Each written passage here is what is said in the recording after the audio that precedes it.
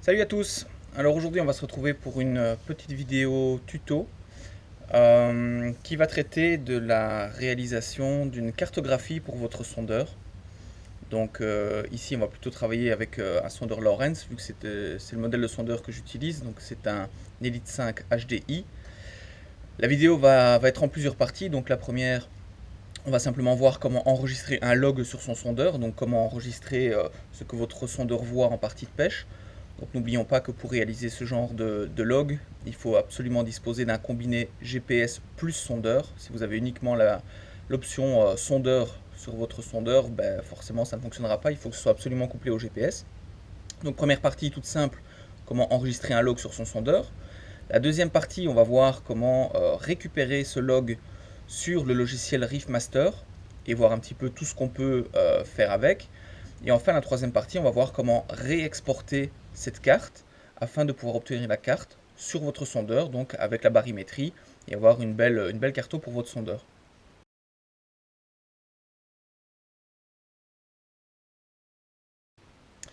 Donc, la première chose que l'on va faire ici, donc là je suis en mode démo, je suis pas au bord de l'eau, c'est gelé un petit peu partout, donc j'ai pas sorti le bateau, on est en mode démo, mais la procédure reste absolument la même lorsque vous serez en cours de partie de pêche.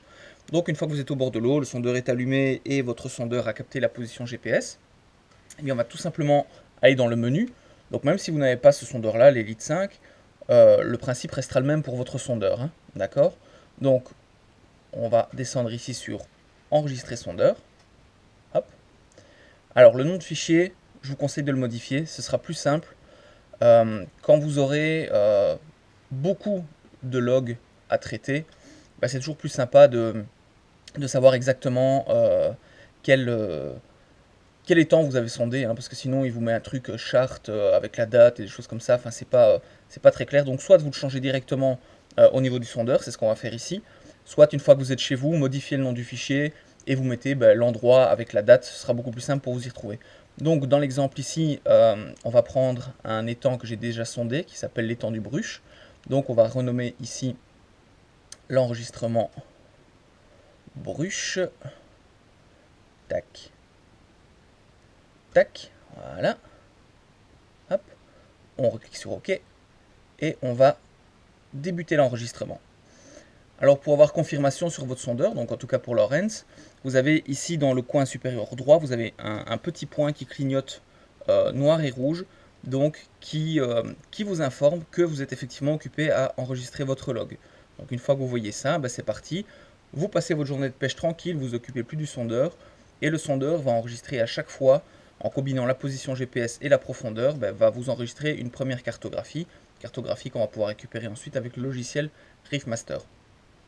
Donc, une fois que vous avez terminé votre partie de pêche, vous rentrez au bord, on va mettre fin à l'enregistrement, on redescend sur l'enregistrement sondeur, hop, et on va mettre fin à l'enregistrement, ici. Tac. Voilà, donc votre sondeur vous a créé un fichier, donc au niveau de Lorentz, il vous crée un fichier dont l'extension est .sl2. Donc ce fichier maintenant, on va aller le récupérer au PC, le traiter avec un logiciel pour ensuite l'enregistrer, l'exporter et pouvoir le réinstaller sur votre sondeur pour que vous puissiez avoir tous les fonds que vous avez enregistrés au fur et à mesure. Donc on va se retrouver maintenant derrière le PC.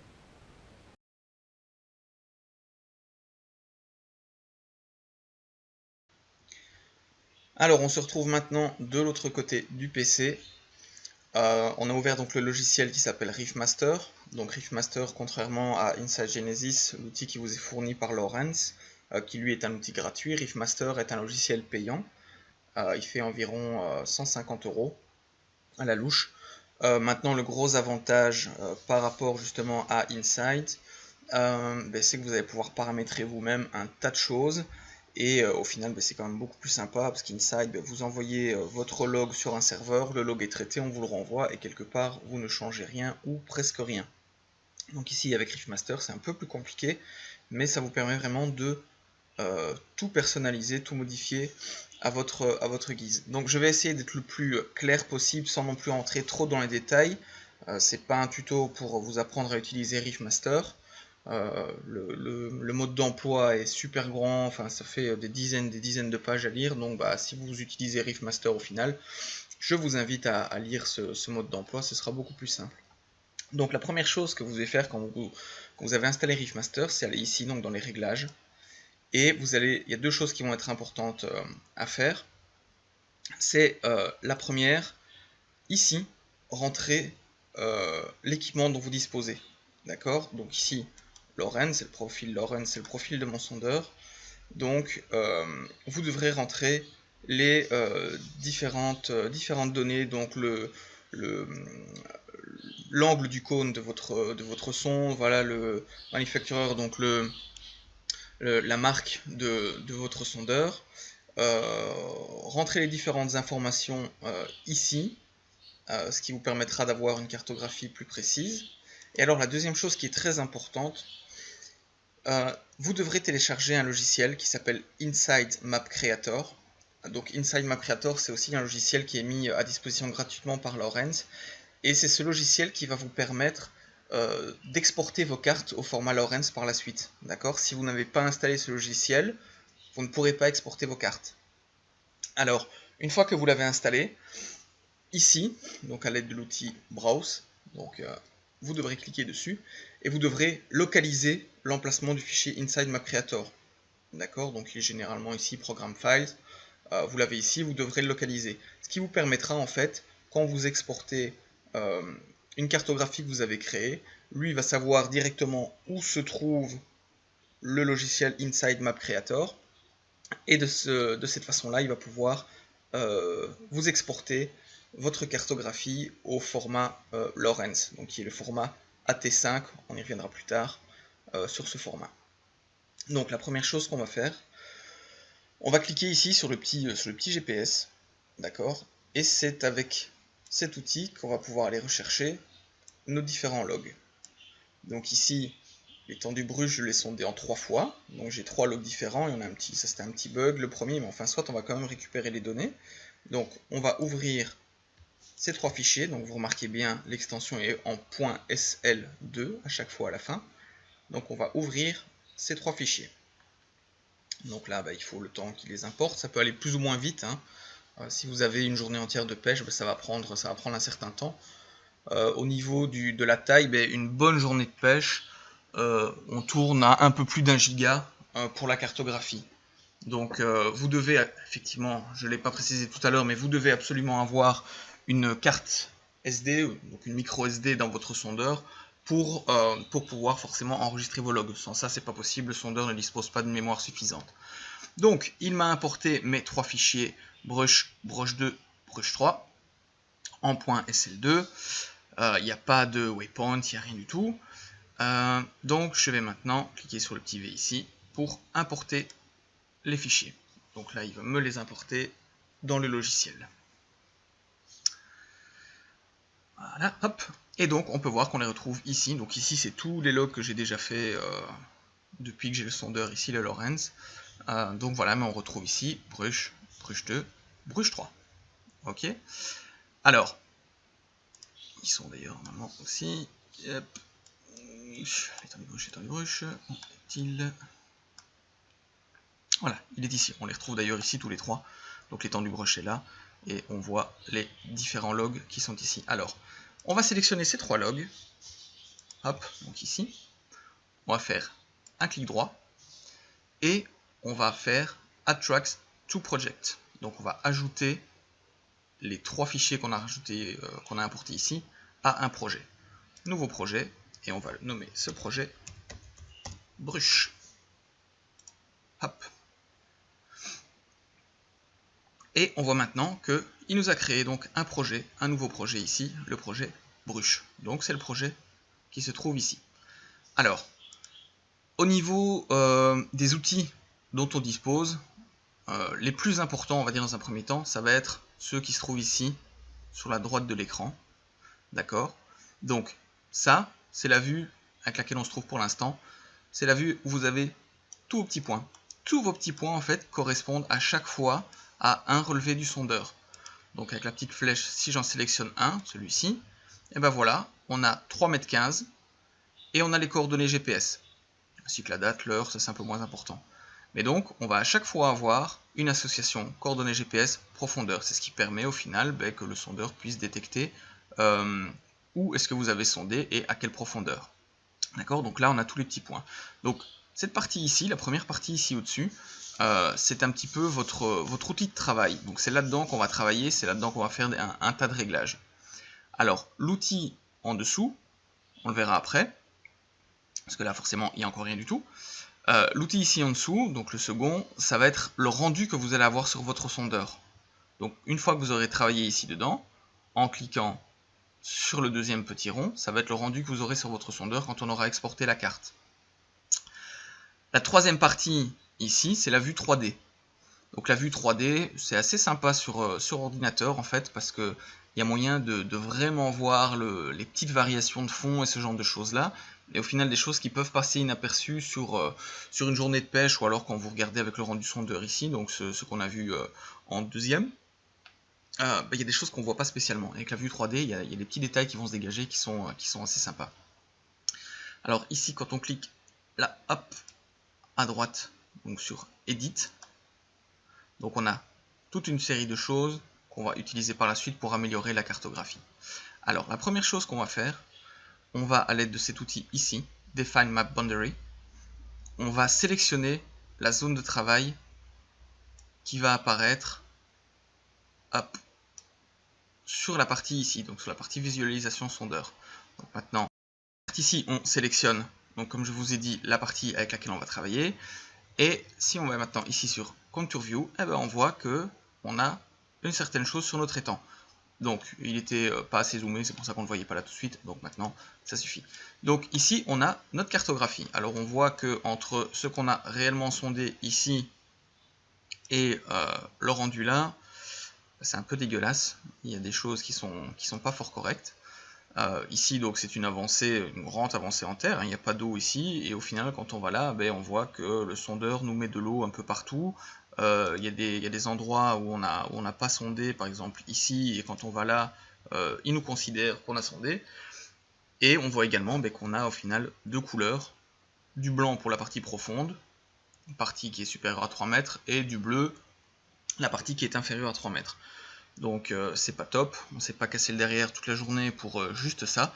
Donc maintenant on va aller un petit peu travailler ici dessus. Alors, en fonction de l'endroit que vous allez sonder, vous allez voir que la précision du GPS n'est pas toujours géniale. D'accord? Donc on voit ici par exemple, on a la délimitation de l'étang, et on voit qu'il y a toute une série de points qui se trouvent en dehors.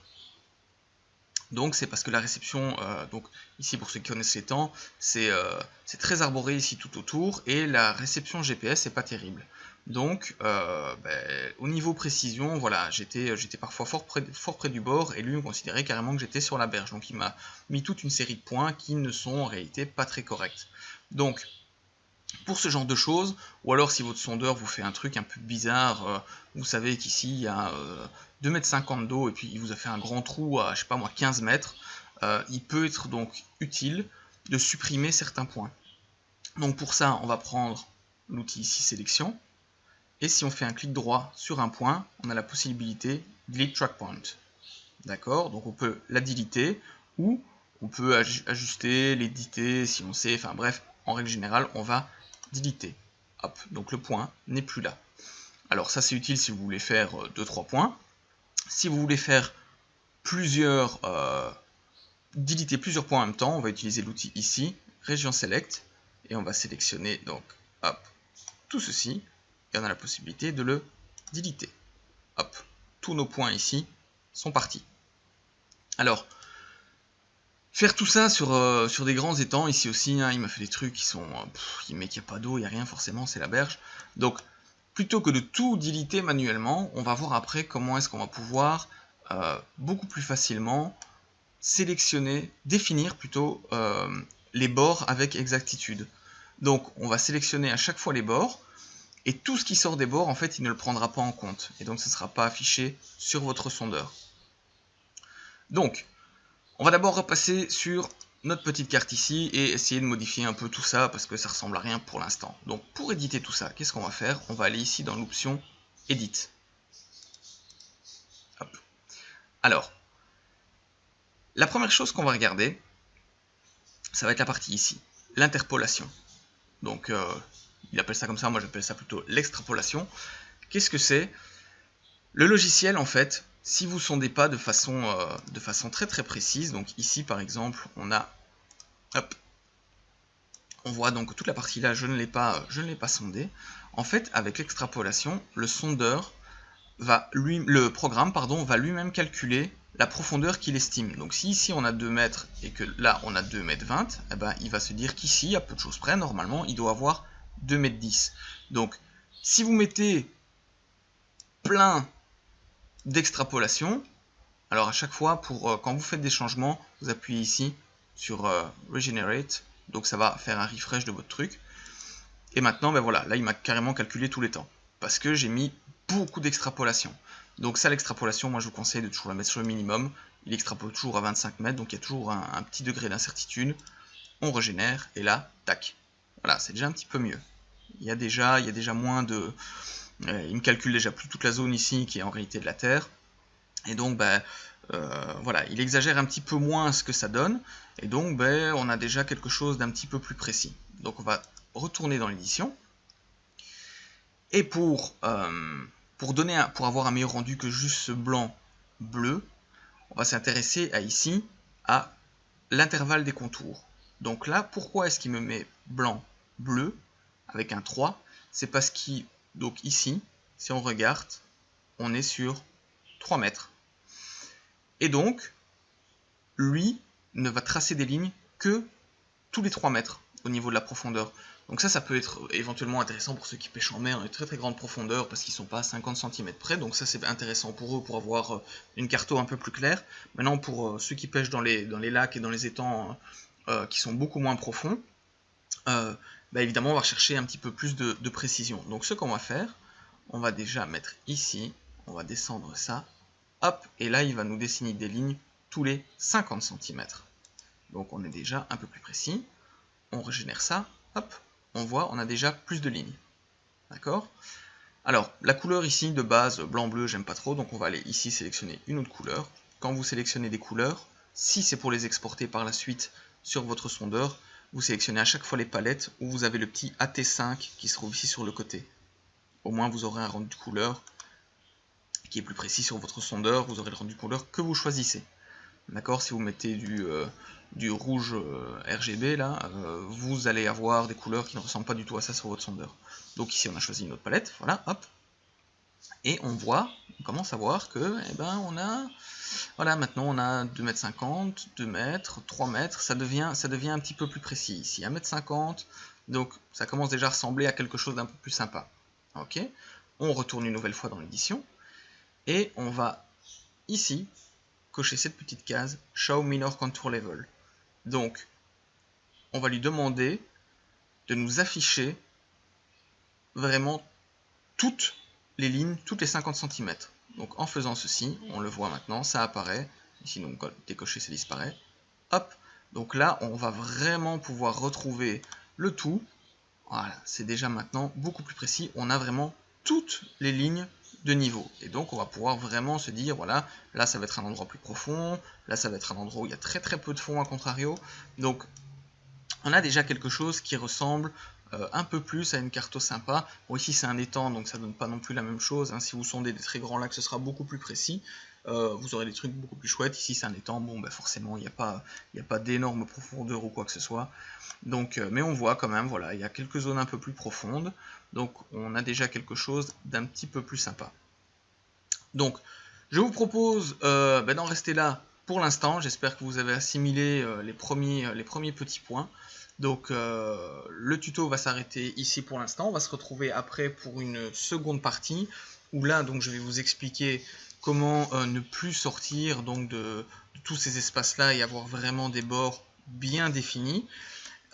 Comment exporter votre fichier créé pour l'installer sur votre sondeur, et on verra un petit peu ensuite ce que ça donne une fois que tout ça est installé au sondeur. Donc on se retrouve plus tard pour une prochaine vidéo. A plus!